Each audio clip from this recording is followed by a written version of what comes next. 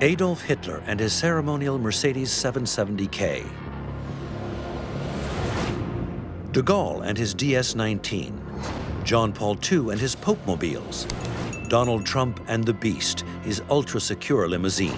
All these heads of state have made history, and they have all brought their motor cars into the great book of automobiles.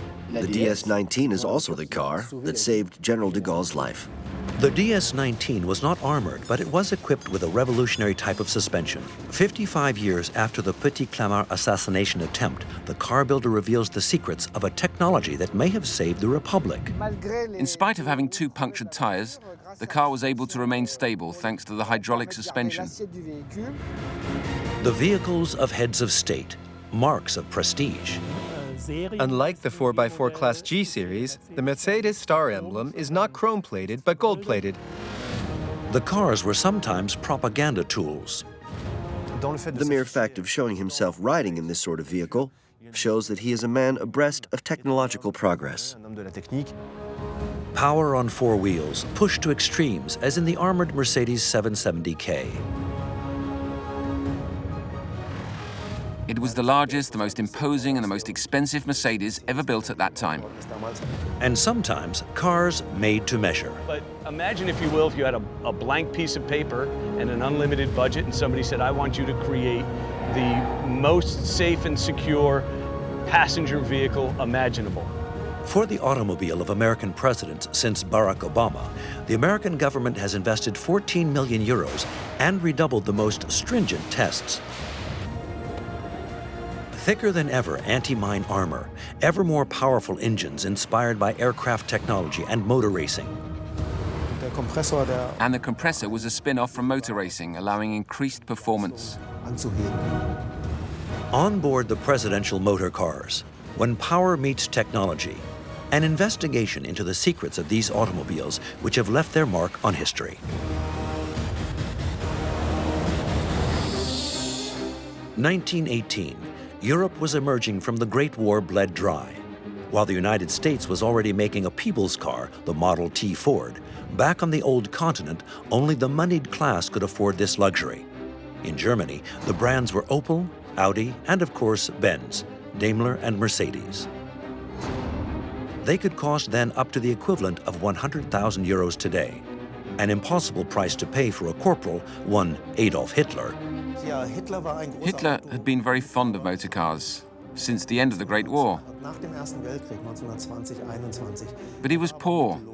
He didn't have any money. And he didn't have a job when he arrived in Munich. From 1919 onwards, Hitler began his meteoric political rise that would lead him in less than 2 years to the head of the Nazi Party, the NSDAP, a position that allowed him a certain number of advantages.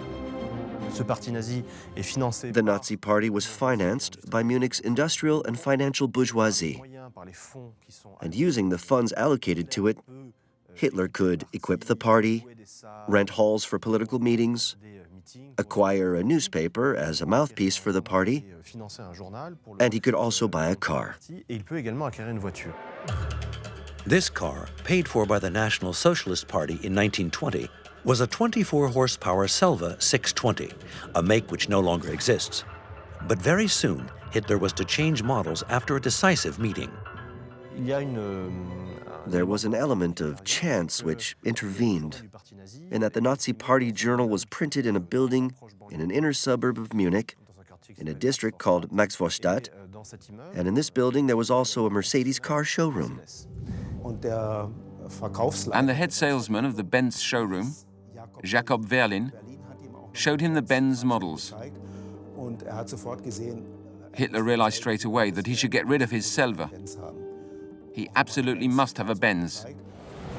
The dealer convinced Hitler.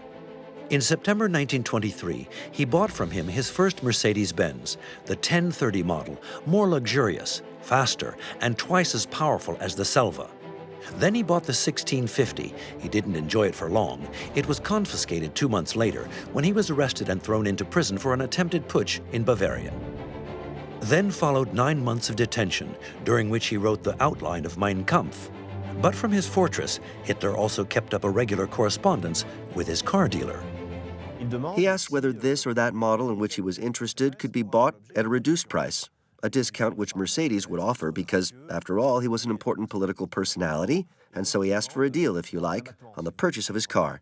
As he said to his dealer, "Listen, I'm expecting considerable royalties on my book, but I have to say that a discount of a few thousand marks would help me buy the car for myself." Jacob Verlin, the car dealer, was to become a confidant of the future dictator. He supplied his Mercedes-Benz cars right up to his fall from power, models which became bigger and bigger as he rose in influence. The Model 1140, which he bought on leaving prison, then the 1570 with 70 horsepower less than a year afterwards. In this luxurious car, he covered over 370,000 miles across Germany. But Hitler's name soon became associated with one model, which he abandoned only rarely until his death, the Mercedes 770. In Germany, in Sinsheim, near Stuttgart, the Automobile and Technical Museum is one of the largest private museums in Europe. Among the thousands of rare cars, the dictator's last Mercedes are preserved in perfect condition. All were based on the design of the Mercedes 770, launched by the maker in 1930. In all, 205 models were built up until 1943. This car is a Mercedes 770K. It's a ceremonial car used by the Reich in 1938. As you can see, it's a convertible, very rare. The Model K, which is armored, was produced from 1938 onwards. There are only 12 left in the world. The population called it Große Mercedes, the Grand Mercedes. It was at that time the biggest and most expensive car, so expensive that its price didn't appear in the catalog. A monster of a car like its owner. Monstrous in its size, 6 meters long, 2 meters 20 wide, and 1 meter 70 high. And in its weight as well, 4.8 tons unladen. Its huge gasoline tank had a capacity of 300 liters for a range of only 500 kilometers. Grand Mercedes used 60 liters of gasoline for a distance of 100 kilometers. Adolf Hitler's automobile was, then, the heaviest in the world, due to the model's imposing size for the time, but also because the dictator, from 1939 onwards, only traveled in armored cars. And again, it was Mercedes, the pioneer in the subject, that took it on. The Stuttgart firm built an entirely armored version of the 770. The whole of the bodywork was in 18mm steel. The body floor was reinforced with an 11mm steel plate designed to withstand the explosion of 500 grams of dynamite. The 12-centimeter thick doors weighed 150 kilos each, equivalent to the weight of 8 normal doors. The windows, made of superimposed sheets of glass, were 4.5 centimeters thick and also bulletproof. The crazy thing about this car was that it was armored. Even at the floor level, it was mine-proof. But the Statesman wasn't protected above the waist, because it was a convertible.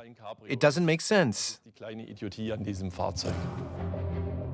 Hitler was convinced he was aided, abetted, and watched over by a lucky star. If he could drive in state for hours unprotected without getting shot, it was obvious that he was the chosen one, not only by the German people, but also by history, by which he meant a higher being, which he called fate. Fate or fear, none of the dozens of assassination attempts were aimed at the Nazi leader while he was in his cars. With this convertible model, Hitler created part of his personality cult. It was his pedestal on which he would always show himself off. Remember that Hitler was fascinated by ancient Rome. He was an autodidact who read an enormous amount on the history of antiquity, and particularly on the history of ancient Rome.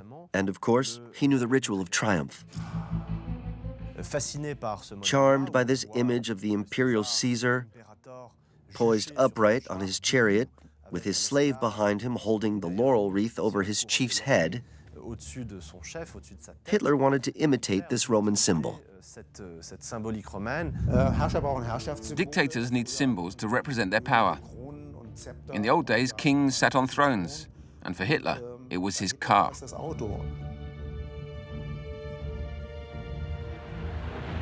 For this car to become the perfect propaganda tool, Mercedes made a small adaptation, which changed everything. Könnte man diesen Sitz hier, You can raise this seat. und dann sehen wir hier ein Podest. Then you can see the step on which Hitler could show his power and his strength. Seine Macht und seine Größe zu demonstrieren. Dieses This Podest step gives you an extra 13 centimeters. als der Fahrgastraum Boden. With this step, the Dictator, who was 1.73 meters tall, could stand up to 2.40 meters high and look down on the crowds. But although he used the convertibles for ceremonial occasions, he used closed limousines for making long journeys, 1.5 million kilometers in 20 years. His last limousine was this model. It's an armored 770K, the same model as the ceremonial Mercedes, but with a roof. This Mercedes in the Automobile and Technical Museum of Sinsheim was built in 1943. It's a car with reinforced armor. You can see by the doors. Only 19 of this model of closed armored limousines were made. And its size is just as imposing as the one used for ceremonial occasions. It measures 6 meters long by 2.50 meters wide by 1.8 meters high, and it weighs 5 tons. There's also a small refinement. Here, the driver can unlock a mechanism which closes completely the rear window. Wo dieses Fenster hinten im Rückbereich sieht man jetzt. The driver can operate it to protect the passengers. Machen, die Person hinten zu schützen. This steel mechanism can protect passengers' necks against bullets. And finally, to prevent any attack, the maker also provided puncture-proof tires. They are rubber, but with a honeycomb design based on 20 independent chambers.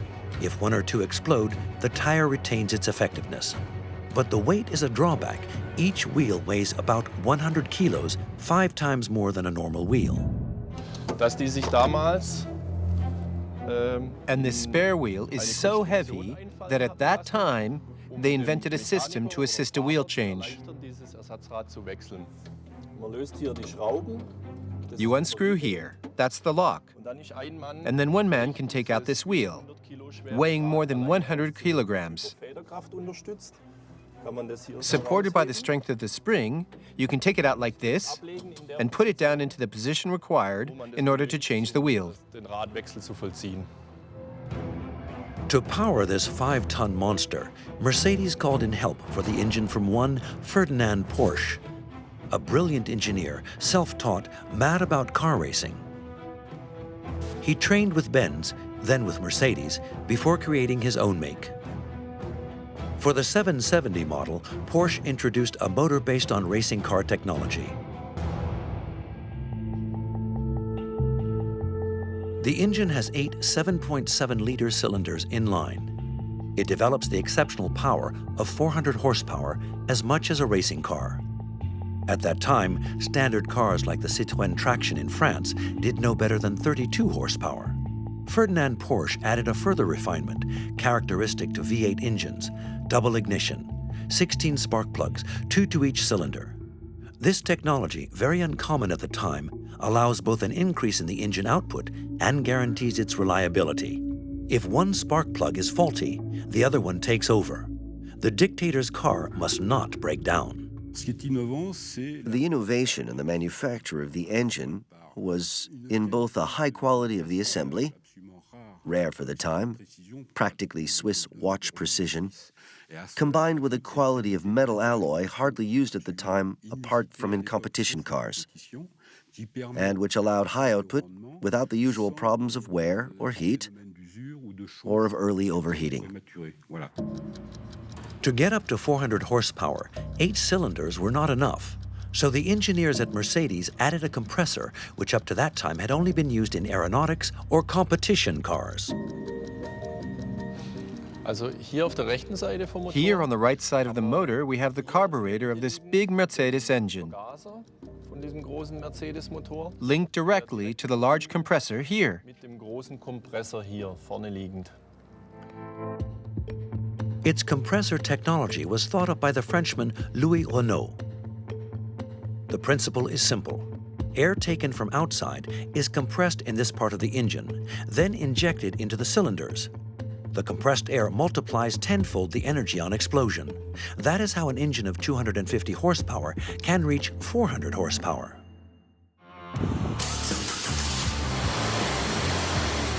"74 years after it came out of the factory, Adolf Hitler's Mercedes 770K is still running.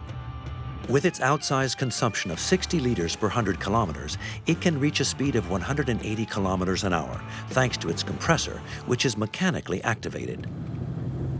Den Kompressor betätigt man To activate the compressor, über ein 2-Stufen. you use a pedal with 2 levels. Und zwar, man fährt bis zum gewissen Widerstand, kann man You depress the pedal until you feel a slight resistance. And if you press against this resistance, Gestänge betätigt, the compressor is activated. Kompressor zum Einsatz bringen.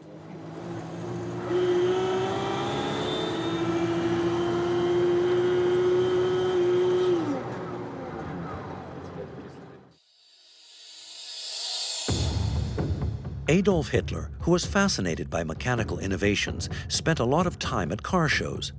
It was he, too, who dreamed up the large-scale manufacture of a people's car, the Volkswagen, which first came off the production line 3 years after the end of the Reich.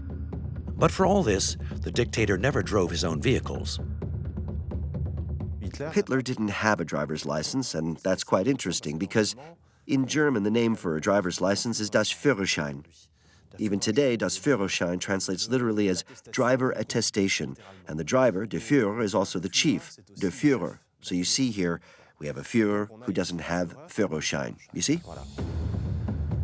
When the Reich fell, part of Hitler's automobile pool was seized at his residence in Berchtesgaden by General Leclerc's armored 2nd Division. Among the spoils of war was the famous Mercedes 770K. General Leclerc offered the ceremonial model to his comrade-at-arms, General de Gaulle. The liberator of France used it only once, on the 13th of June 1948, during a visit to Nevers, in homage to General Leclerc.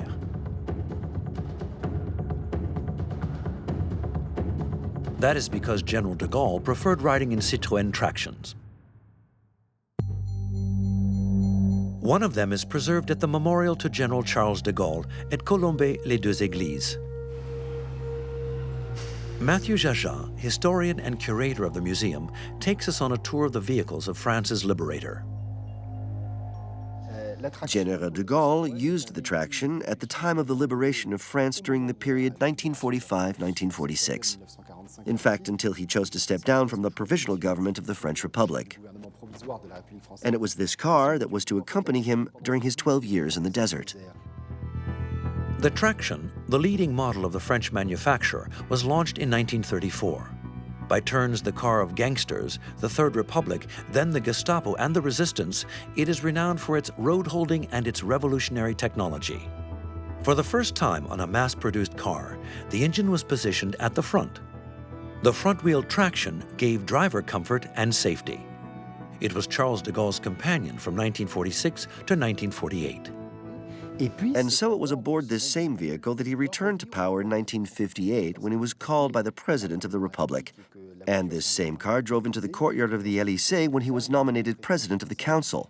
It's actually the car which symbolizes his return to power in 1958. From that moment on, it was to be expected that General de Gaulle should favor a replacement from the range when the traction ceased production to be replaced by the famous DS.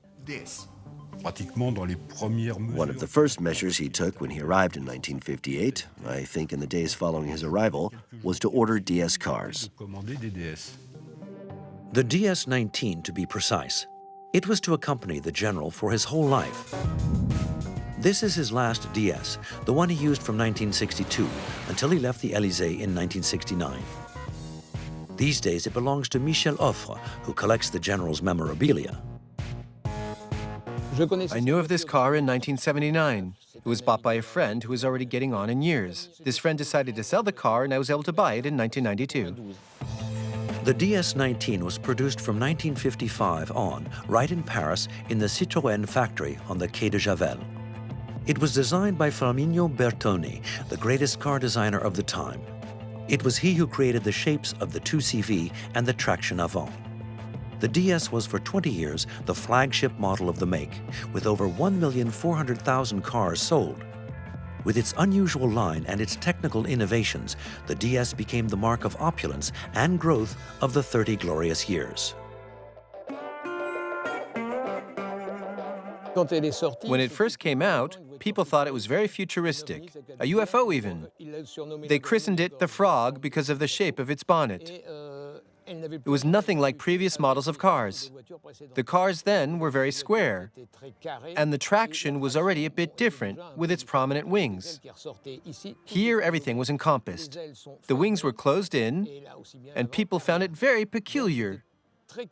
Many people were wary of it to start with, but even so, it was enormously successful right from the start. And it was utter chaos because at the end of the first day of the Paris Salon, there were 7,500 firm orders. The DS seduced everybody and marked a turning point in technology. The real technical revolution in the DS was the hydraulic servo system. This allowed a whole system of equipment to function in a new and much more efficient way. The hydraulic servo system worked for braking, shock absorbers, and also for assisted steering, which was beginning to appear everywhere in cars. Hydraulic brakes, hydraulic steering, and most remarkable of all, hydraulic suspension. It replaced the usual springs. There's a mineral liquid, green in color, which circulates around the car. It is contained in 5 spheres. 1 sphere for the gasoline tank, and 4 spheres connected to the wheels where it is mixed with liquid nitrogen. When the car comes to an obstacle, a pothole for example, the wheels compress the gas by means of a piston. It's the gas that absorbs the shock much more effectively than a spring could do, so the car remains horizontal. Here is a demonstration using General de Gaulle's car. I turn the steering wheel with just 2 fingers. It's easy. Here we're coming to a bit of road where there are potholes. The car behaves very well for a 60-year-old. It's not bad at all.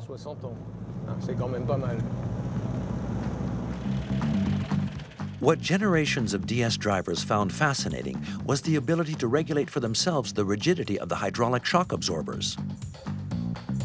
Here we are in the lowest position. So now I'm putting it into the normal position. That's the position you use on the road. After that, depending on the difficulties and the state of the road, one can put it on position 2 or 3. You see, she's rising fast already. She's rigid. And when there's a puncture, you put it in the highest position. The last one. 5 positions, of which 3 are adjustable according to the state of the road. And for General de Gaulle's DS, Citroën provided a few adjustments, made to measure. The roof was modified by Citroën, who gave him a big electrically operated roof.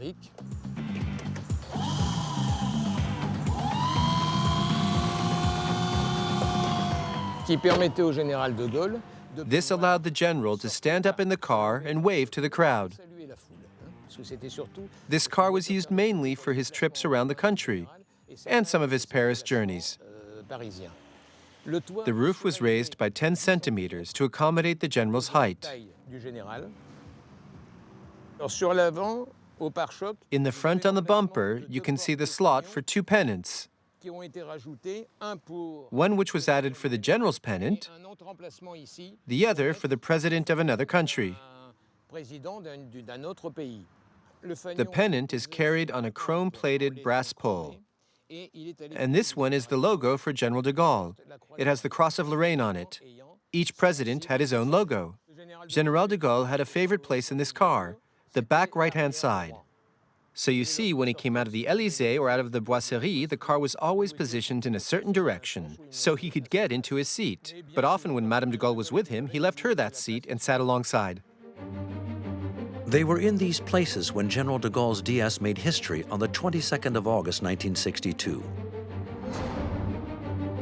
On that day, at Petit Clamart, the car saved their lives during the assassination attempt. Since July 1962, Algeria had been declared independent. Nevertheless, some of the supporters of French Algeria could not forgive General de Gaulle for having accepted and followed through the independence of Algeria, and intended to make him pay for it quite simply by making an attempt on his life, with the hope that this would defeat the regime of the Fifth Republic which he had created. That was the motivation of the OAS, the organization of the secret army, which stirred up unrest, prepared and directed this assassination attempt on General de Gaulle. It was 7:45 in the evening when the presidential motorcade, composed of 2 DSs and 2 motorbikes, left the Élysée heading for the aerodrome of Villacoublay. Neither of the cars was armored. At 20:20, as the car was approaching the Petit Clamart crossroads, OAS terrorists opened fire on the procession. 2 tires were punctured. Some bullets went through the bodywork of the presidential car, but the 2 DSs managed to get away. 187 bullets were fired. About 15 of them hit the bodywork. A 10-man commando, 187 bullets fired into unarmored bodywork. With an incredible stroke of luck, the presidential convoy even managed to dodge another car aimed at it, which was also a DS. The vehicle nevertheless carried on for several kilometers until it reached Villacoublay Airport, which led General de Gaulle to say a few minutes later, speaking of the terrorists who tried to kill him, that they really didn't know how to use a gun, or else their aim was lousy. And just for the record, you should know that there were chickens in the boot of the car. They were chickens for Madame de Gaulle, who once they arrived at the airport was anxious to know if the chickens were safe and sound. They all survived. There's no doubt that luck, the skill of the presidential chauffeur, Francis Maroux, but also the advanced technology of the DS-19 all saved the life of the President of the Republic. Éric Letton is manager of the Citroën Conservatory at Aulnay-sous-Bois, where there are hundreds of old models of the make with the chevron emblem. To show the exceptional road holding of the DS, in spite of its 2 punctured tires, the technician has prepared a demonstration. He has reproduced the conditions of the assassination attempt using a standard DS-19, identical to the one used by the general. We've deflated the tires of both the back right wheel and the front left one to match the bullets which came and punctured the tires. There they're flat. There's no more air in the tires.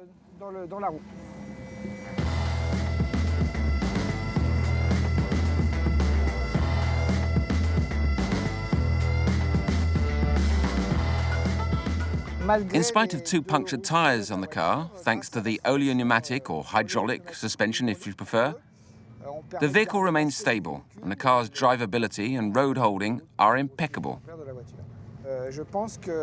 And in my opinion, controlling a vehicle without the assisted steering, which existed at that time, would have been extremely difficult.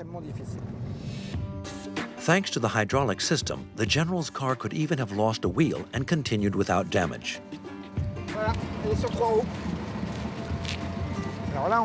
Now we've taken one wheel off the car to show that the car was capable of running on 3 wheels.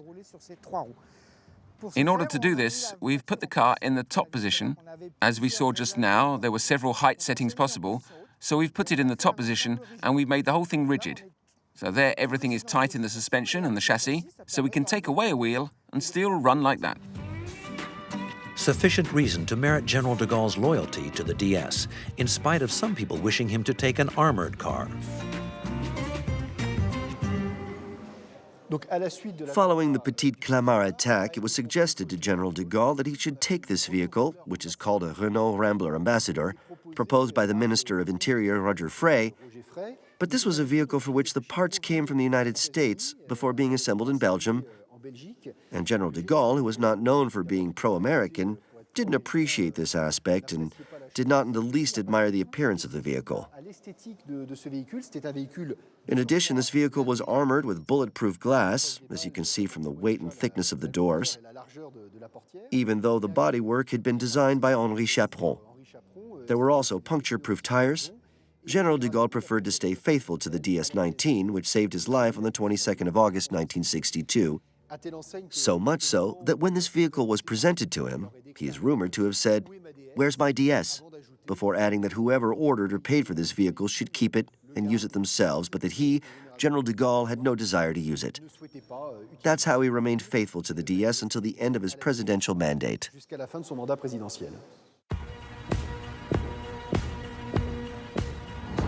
The general kept his DS-19 until he stepped down in November 1969.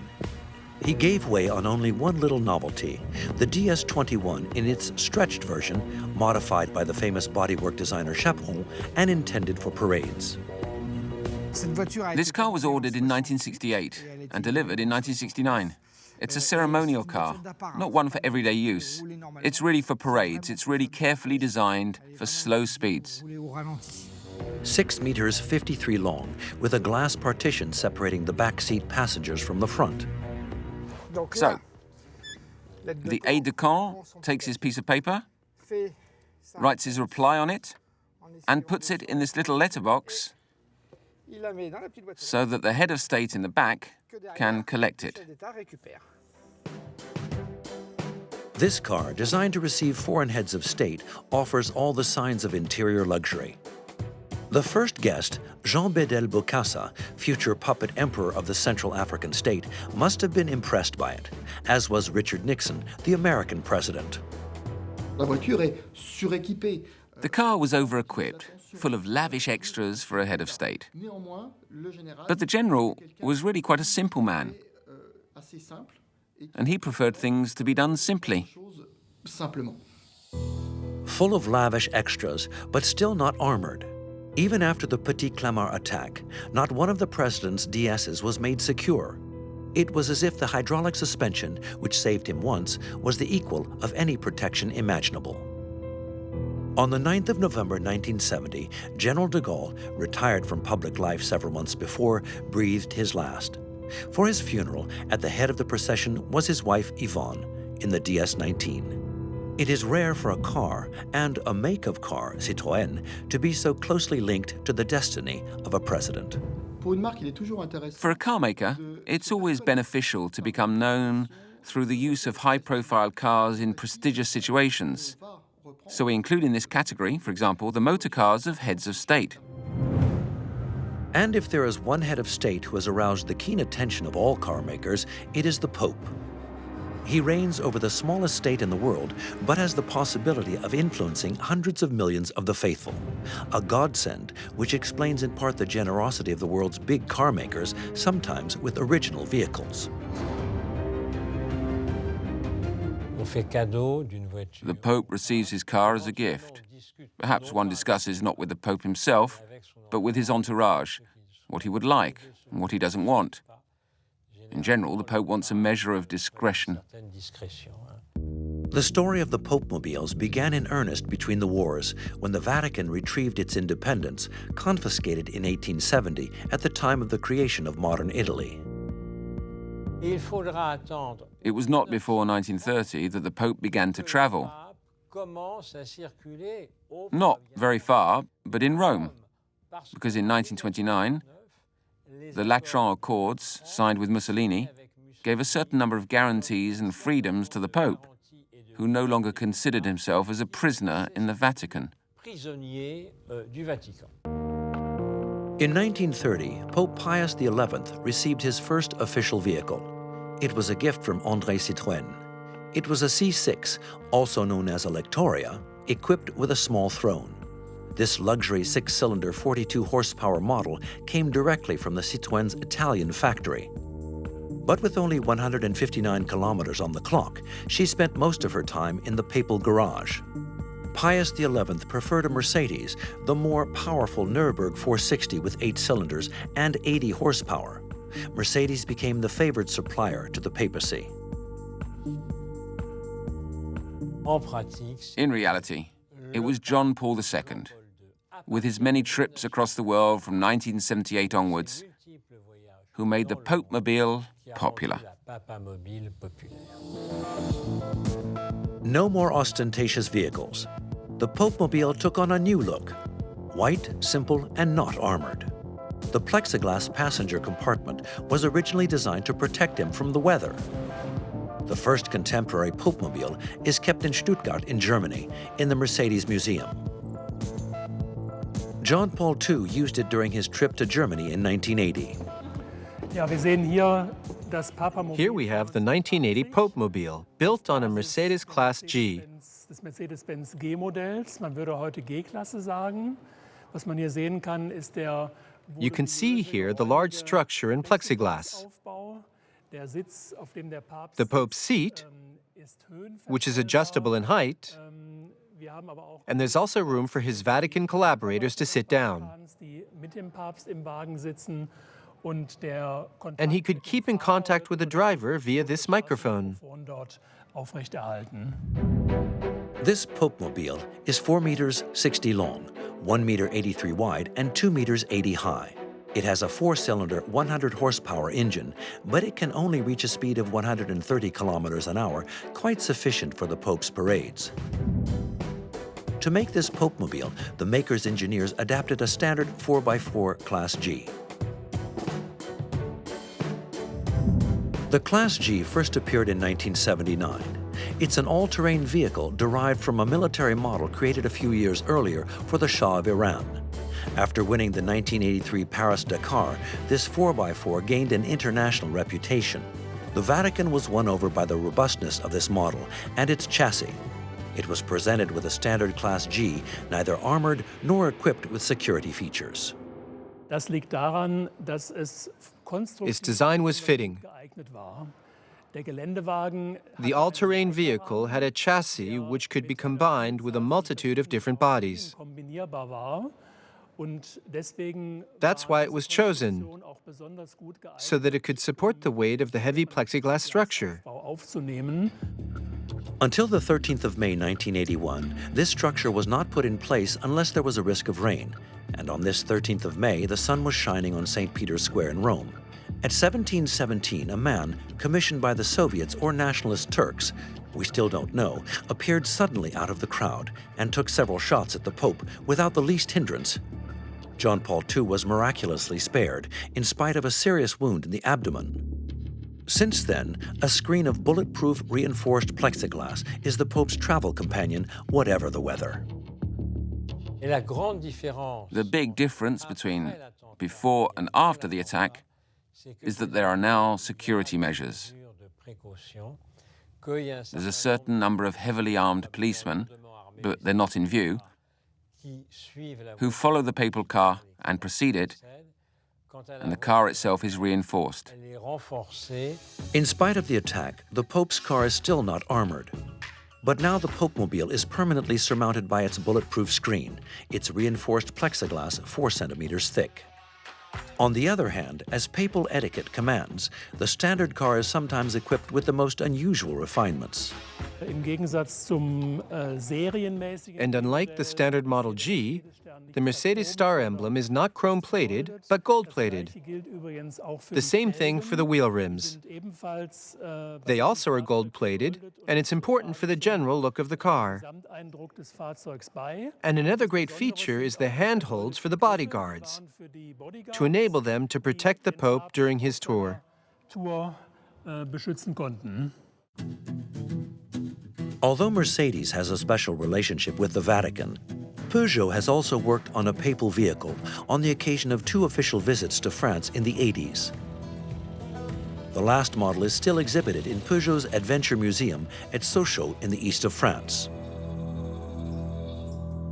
We're in the 504 pickup, which was built by Peugeot for the second visit of the Pope to France when he came to Alsace-Lorraine in 1988.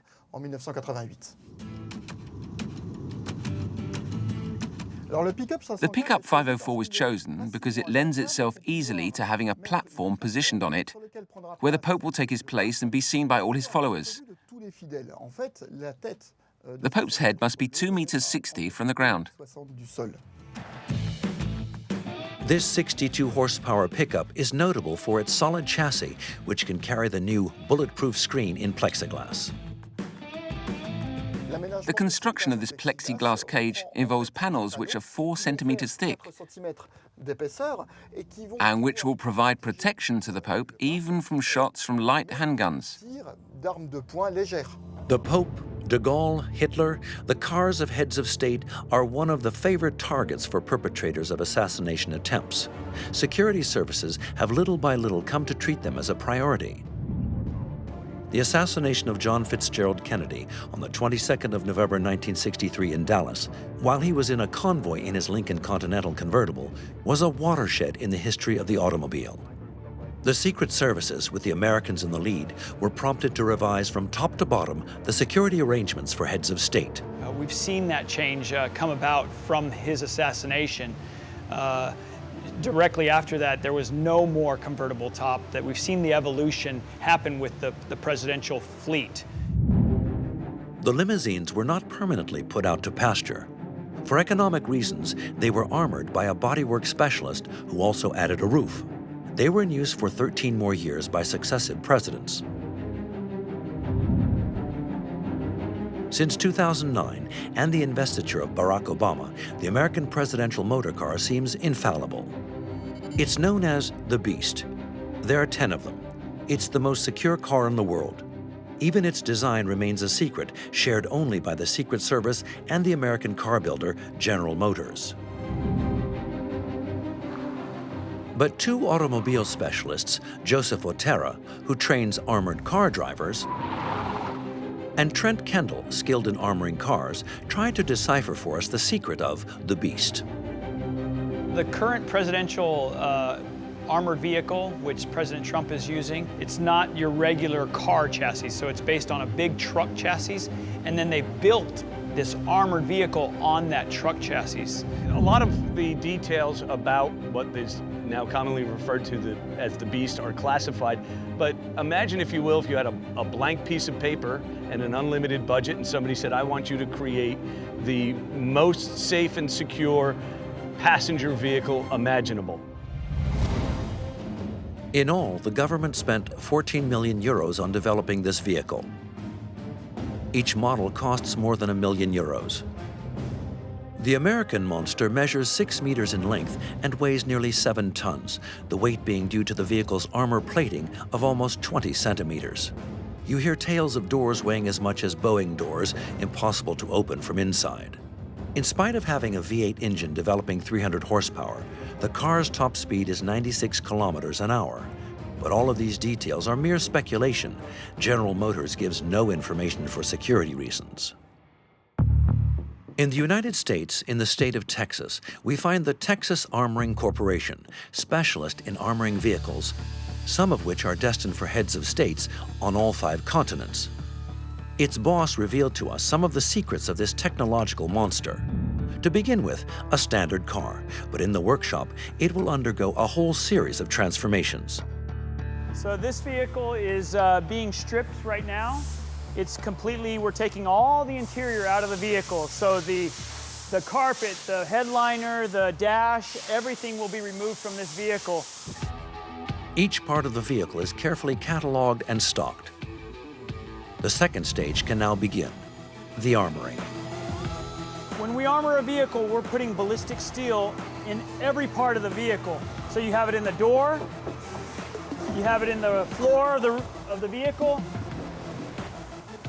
you have it in the roof, and then every pillar post also has it all installed. So all these places, right, like this, have steel inside. So it's 100% completely armored. Ballistic steel is a mixture of iron, carbon, chrome, or nickel. It can be thinner or thicker depending on the type of protection required. The American president's car is thought to comprise an armor of more than 20 centimeters thick, resistant to a mine explosion and shots from war-grade weapons. For each car, the armor is created to measure. Cutting, polishing, and precision fitting. All that remains is to replace the original windows with bulletproof glass. This is a delicate operation. The glass is very heavy. So this is the ballistic glass. It's basically the back window for one of these Escalades. And it's approximately 60 pounds in weight. It's 40 millimeters thick, and it's going to stop AK-47, M16, that type of assault rifle. For the Beast, the car created for Barack Obama, then for Donald Trump, the windows are said to be composed of 5 layers of glass with a total thickness of 20 centimeters, between which there would be films of polycarbonate, a highly resistant plastic product. This technology has already been proven effective. The industry is going to repeat the test on a sample of 20-centimeter thick glass using war-grade weapons. So this weapon is a variant of the AK-47. It was actually produced by the famous Russian engineer Kalashnikov. For conformity certification, the gunman must follow a very precise procedure. The glass was rated for 3 shots inside of a 120-millimeter triangle. That's how they laboratory test the armor to make sure that it's certified to defeat those certain munitions.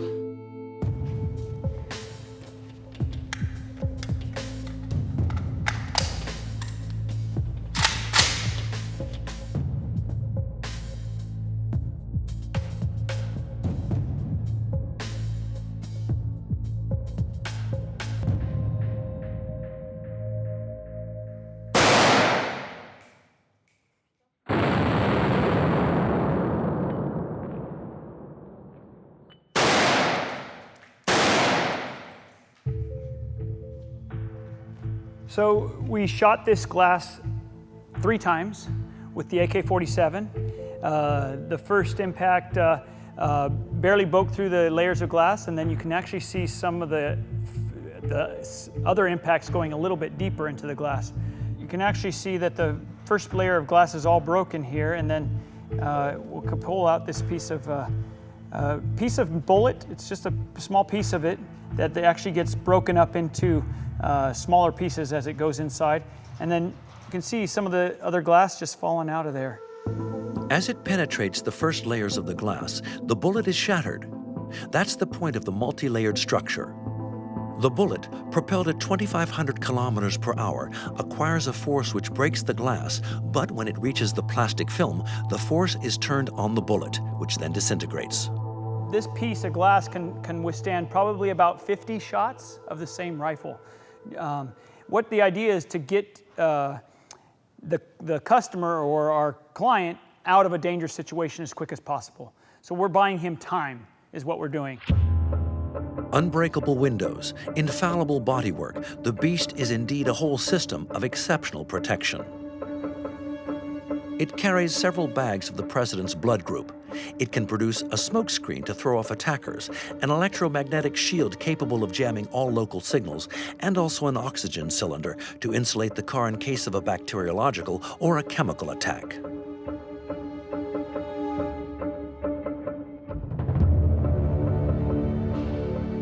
It takes nearly 4 months to completely transform a vehicle. So this is completely armored. It's going to stop all the high-power rifles, the AK-47, the M16, grenades, any kind of IEDs, explosion underneath. It's going to be, the occupants are going to be fully protected. But in order to guarantee the protection of presidents, there have to be top-class drivers capable of driving 7-ton vehicles with ease. The Beast is driven by Secret Service agents trained for driving. And in New York, we find the Tony Scotti Vehicle Dynamics Institute, the most highly reputed center in the world for training armored car drivers. The president and the vice president are both protected by the Secret Service. And in fact, we've had the pleasure of training some of the Secret Service's evasive driving instructors. To train his drivers, Joseph has elaborated 2 tests. The first consists of avoiding obstacles while driving at high speed. We've got a sedan running through the slalom now, and this exercise allows them to feel the vehicle's cornering capabilities, what the vehicle feels like as it approaches its limits. This armored sports vehicle weighs 5 tons, 3 times more than the equivalent commercial vehicle. Big difference in the cornering capability, the weight, and even the length of the vehicle. So obviously the maximum speed at which we can drive through the exercise is going to be much lower. So let's go. We can go through at 80% of the vehicle's capability, which is approximately 28 miles an hour. Even though that seems slow to the average driver, when you're in such a heavy vehicle, you feel a lot more understeer. Got to make a lot more steering input to maintain control. Even at a modest speed, in a slalom, the road holding of a 5-ton vehicle is difficult to master. During a turn, the car is subjected to a centrifugal force. It's this force which pulls the driver to the outside. It allows its turn, but it can also provoke a rollover. In an armored vehicle, much heavier, the center of gravity is positioned higher than normal. This centrifugal force, proportional to the height of the center of gravity, is thus much greater. And in the case of a sharp bend, and with no training, the driver can quickly lose control of the vehicle. The second test consists of a simulation of an ambush. In this case, it will take the form of a zigzag.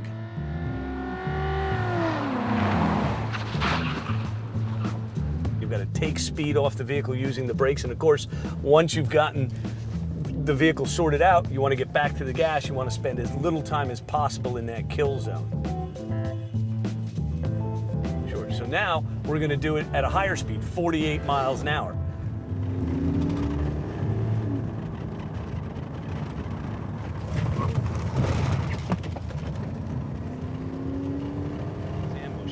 If I'm a good bad guy, I'm going to do my best to limit your options to get out of that kill zone. Our job is to train drivers to be able to overcome the greatest amount of those obstacles that the adversary places in front of them in terms of time, distance, and maneuvering space. And doing that in a vehicle that is very heavy, may require some different techniques to get it to slow down or accelerate in order to maintain control in those environments. Cautious braking, control of the acceleration, along with precision steering. Speed is not survival, control is survival. And that's very important for these professional drivers to be able to operate at a very high range of the vehicle's performance capability in terms of cornering without losing control. More haste, less control. This driving lesson sounds like a code of conduct for presidents.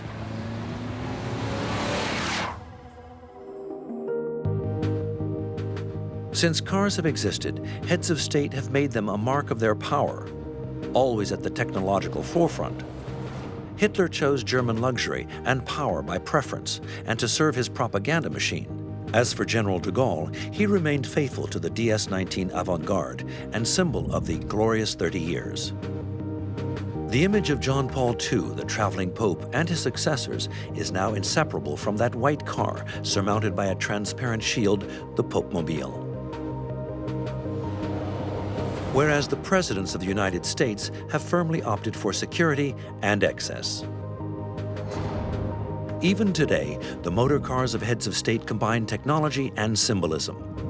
Thus it is that Pope Francis has chosen an electric car, the Nissan Leaf, whereas the French president, Emmanuel Macron, with an allusion to history, has brought back the famous DS, the DS7 crossback diesel, 180 horsepower, but this time an armored DS.